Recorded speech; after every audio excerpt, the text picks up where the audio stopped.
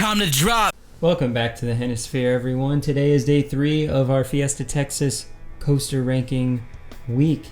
And this is video number 3 of the week. Batman the Ride was the first ever 4D free spin from SNS Sensei Technologies to ever be built. And it happened in my hometown. So it was built in 2015, just 2 years after we got the RMC treatment on Iron Rattler. We have another coaster that's been added since then.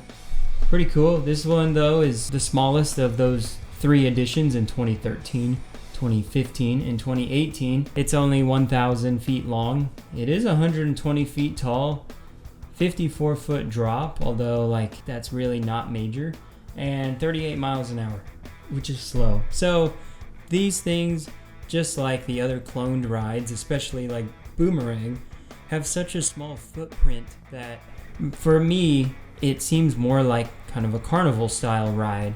I just prefer rides that have a better layout than this. So just know that going into this ranking, that's how I feel. This ranking will also be valid for the Joker at Six Flags Over Texas. I actually rode that one first before this one.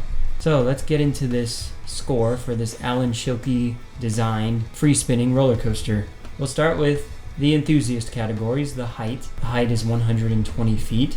That's pretty average, so that earns a 5 out of 10. The speed is pretty slow. It doesn't even break 40 miles an hour.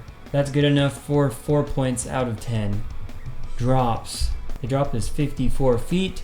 It's pretty small, and the way that this coaster works is, yes, part of that drop is like 90 degrees. It's straight down, but you're probably spinning through it, and, well, it's just not as cool as a normal drop on, say, like a B&M. It just doesn't do it for me. I just don't get a lot out of those drops because there are little fins that kind of stick up and cause you to spin right when you get to the drops, or at the end there are brakes that kind of slow you down while you're finishing one of the drops and going into the final turnaround to go into the station. So yeah, because this coaster is just built on top of itself, the drops are pretty mediocre, if you even want to call them drops. So it only gets a 4 out of 10. G-forces.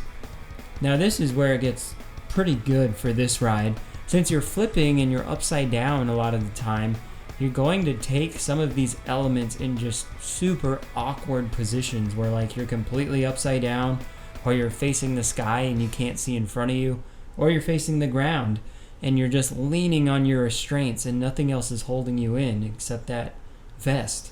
So G-forces are pretty good. You can get lots of negative G's, and then you can get some insane positive G's. So 7 out of 10, that's above average. Wow factor, this was the first of its kind. That's pretty much the only thing I can say about it that's good.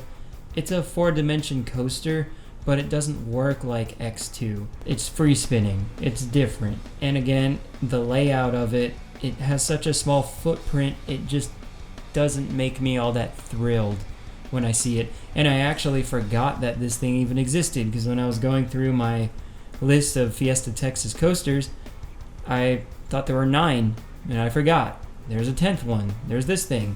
So that kind of tells you how forgettable it is. So 5 out of 10. When you add all of those up, you get 25 out of 50. That's right there at the average. It's kind of what this thing deserves. General public categories. Theming. There's actually decent theming in the queue. When you get on the ride, there's absolutely nothing. So it averages out. 5 out of 10. Restraints. You have some pretty cool vest restraints with handles on the very outside of your shoulder blades. These are actually okay. Maybe you'll get stapled, but they really do need to hold you in very tightly sometimes, because you're facing straight down, looking at the ground sometimes, and your entire body weight is just resting on this restraint.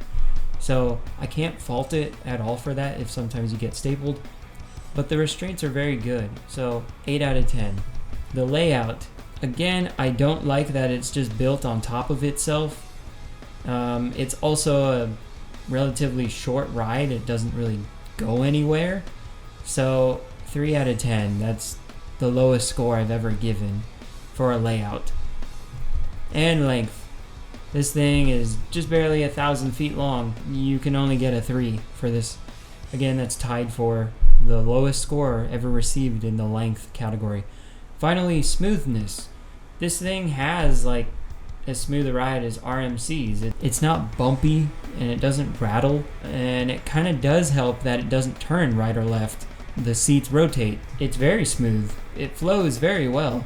So 8 out of 10. Adding these general public scores up, and you have 27 out of 50. That's a little above average. Add that to your 25 points from the enthusiast categories and you get 52 out of 100. So it's pretty much completely average, and I'm okay with that. Comparing it to other cloned rides, it's actually 1 point better than the Boomerang models, the normal sit-down ones, and it's 5 points better than the Pandemonium clones. But it is not as good as Batman the Ride inverted B&M clones. Those I give average of 59 points to. Those score at least 7 points higher. That's going to do it for another ranking video. Check back tomorrow where I will rank the Aerodynamics Mine Train, another Alan Schilke designed coaster at Six Flags Fiesta, Texas, Roadrunner Express. That's coming on day 4 of coaster ranking videos. And stay tuned because tomorrow I will also be dropping a video for the 2020 park announcement at Fiesta, Texas. I will be there, I will cover it, I will bring you the news. Thank you so much for watching, please subscribe, and that was another day in the Hennisphere.